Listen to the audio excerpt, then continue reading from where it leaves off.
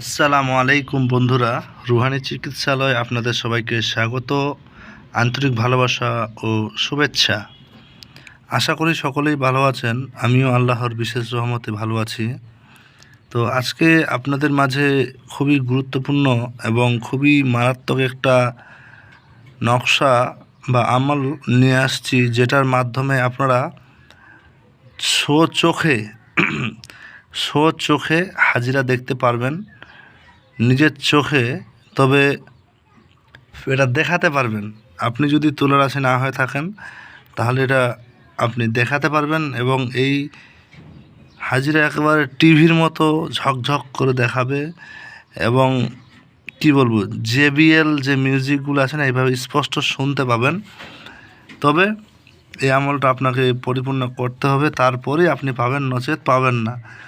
তো চলুন, কথা বেশি বাড়াবো না। আপনাদের মাঝে যে আমলটা নিয়ে আসছি সেটা এখন ভালোভাবে পরিষ্কারভাবে আপনাদের মাঝে আমি উন্মুক্ত করব। ইনশাআল্লাহ আপনারা ভিডিওটা প্রথম থেকে শেষ পর্যন্ত দেখবেন, এতটুকু আশা রাখি, এবং বেশি বেশি করে শেয়ার করবেন, যাতে এই ভিডিও দেখে বাকিরা উপকৃত হতে পারে এবং আপনারা আমার সঙ্গে ব্যক্তিগতভাবে যোগাযোগ করে কিছু শিক্ষা প্রশিক্ষণের বিষয় আলাপ আলোচনা করতে পারবেন ইনশাআল্লাহ। তো চলুন, কথা বাড়াবো না।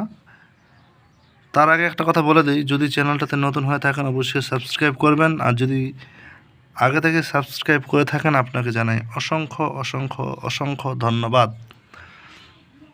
তো চলুন শুরু করা যাক। আগে নকশাটা দেখে নিন। দেখতে পাচ্ছেন? আশা করি আপনাদের কোনো রকমের সমস্যা হচ্ছে না। এখানে লেখা আছে 46 নম্বর হাজিরাত, মানে এখানে আরও অন্যান্য হাজিরাতের বিষয়গুলো উল্লেখ আছে। তো আপনাদের মাঝে যদি একটু আমি দেখাই, এটা পুরোপুরি মানে হাজিরার উপর দিয়ে কিতাব লিপিবদ্ধ করা আছে, ঠিক আছে? তো এটা সাধারণ কিতাব ভাবা আপনাদের জন্য অনেকটা ভুল হবে, এই কাজটা করবেন না কখনো। এটা একটা অন্যতম একটা কিতাব। যাই হোক, চলুন আমি আপনাদের মাঝে পড়ে শোনাই। আগে তরিকা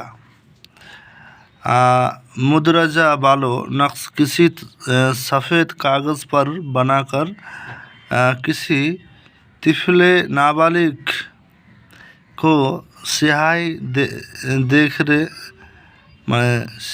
देखरे में देखने को कहे। अगर बतिया बगैर सुलगाए आमिल बच्चे पर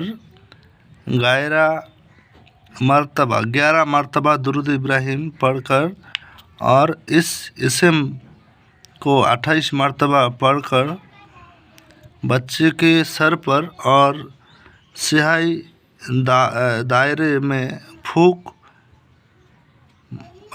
दीते बोलছে।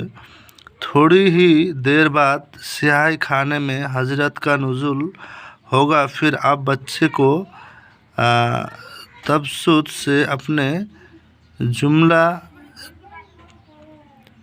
पेचीदा मसला को बार में से कशीद मुकम्मल दुरुस्त हालत मालूम कर सकते हैं, जो यकीनन बच्चे बा दुरुस्त होगा इंशाअल्लाह ताला।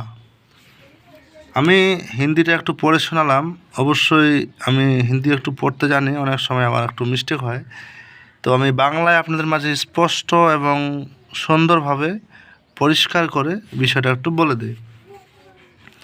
মূলত নকশাটা একটা সাদা কাগজে লিখতে বলেছেন, মানে এখানে কিতাবে লেখক উল্লেখ করেছেন। তবে আমি বলে দিই, এটা আপনারা যদি সাদা কাপড়ে লিখতে পারেন, তাও আবার কাপড়টা যদি কাফনের হয়, এমনকি যদি মৃত ব্যক্তির গায়ে জড়ানো থাকে, ওই অবস্থায় যদি কাপড়টা কালেক্ট করতে পারেন, তাহলে আপনার জন্য খুবই মারাত্মক একটা রেজাল্ট নিয়ে আসবে, যদি আপনি নিজে দেখতে চান।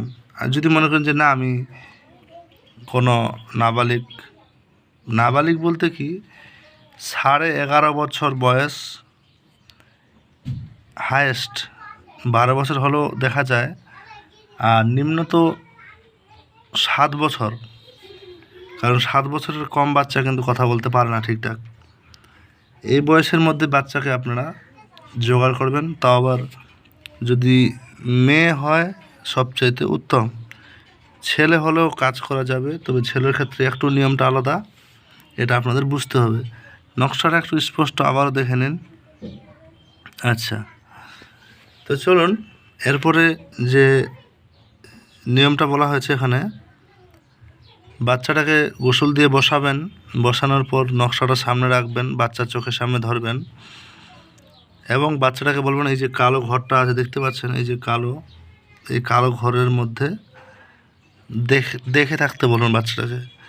সে বাচ্চা দেখে থাকবে।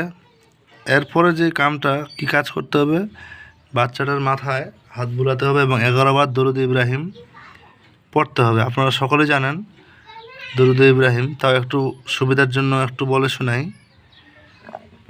আল্লাহুম্মা সাল্লি আলা মুহাম্মাদ ওয়ালা আলি মুহাম্মাদিন কামা সাল্লাইতা আলা ইব্রাহিম ওয়ালা আলি ইব্রাহিম ইন্নাকা হামিদুম মাজিদ। আল্লাহুম্মা বারিক আলা মুহাম্মাদ ওয়ালা আলি মুহাম্মাদিন কামা বারাকতা আলা ইব্রাহিম ওয়ালা আলি ইব্রাহিম ইন্নাকা হামিদুম মাজিদ। এটা পড়লেন। তারপর এই যে দেখেন এখানে একটা আরবি হরফ বা আয়াত বা ইসম লেখা আছে, আন্নাহু মান সুলাইমানা ওয়া ইন্না লা ইউসা লাহা মিন দুনিল্লাহি কাসিফাহ।